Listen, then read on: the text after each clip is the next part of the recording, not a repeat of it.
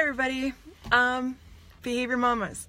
If you're like a lot of mamas this morning, it's your kids have gone to school and you're looking back and you're thinking, well, that didn't go so well. Like, I hear from a lot of parents, and I've experienced this myself, that sometimes the mornings are just the hardest. They're the worst. You're short on time, everybody's tired, everybody's going in different directions, and it can be a real mess. So a lot of us parents, we have this voice in our head that we need to teach kids a lesson. We gotta get over this. We gotta get them in line. And I get where you're coming from there. I'm trained as a teacher. I'm trained as a behavior therapist, and I understand that goal. It makes sense. But what do you do when you're saying all the right things and you've got all the answers, but your child is struggling and it's just a mess? I got 3 things for you. Okay? These are the 3 lessons that your child needs to hear.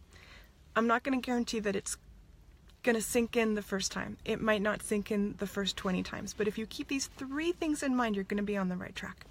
Okay, so the first lesson we teach when challenging behavior comes up, it's, this isn't working. So when our child screams and pulls on our arm because they want cereal, this isn't working.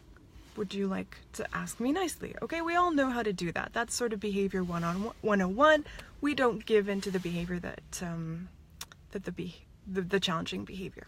Okay, this isn't working, but we're not done there. I think as a young mom, I really got stuck at that point because I would say, this isn't working, try something else, and then my child, I would watch him, struggle and fail, and we would both get frustrated because he didn't know what else to do, or he didn't feel like doing that other thing, so we were sort of at an impasse. So here's number 2.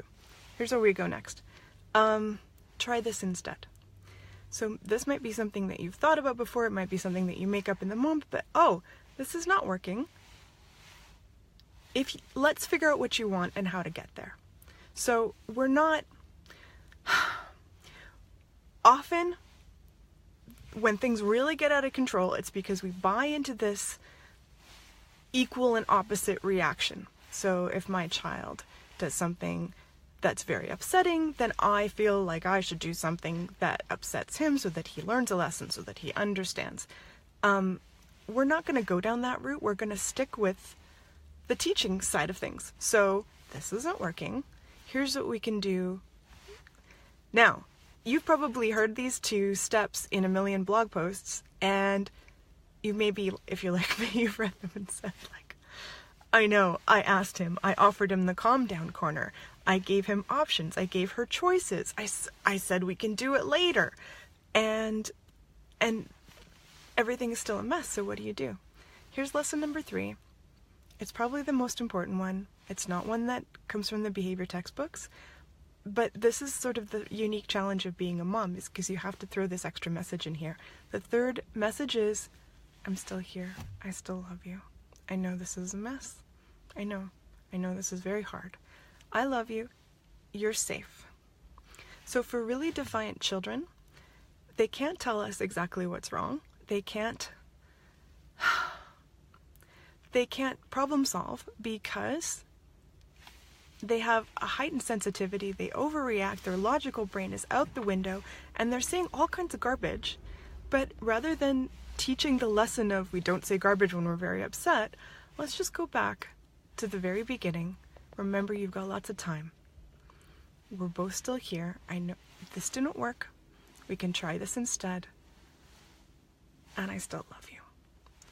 When you can keep things at that level, when you know that you've got all the time in the world to love and parent this kid, it is so much easier, trust me, to keep things feeling whole.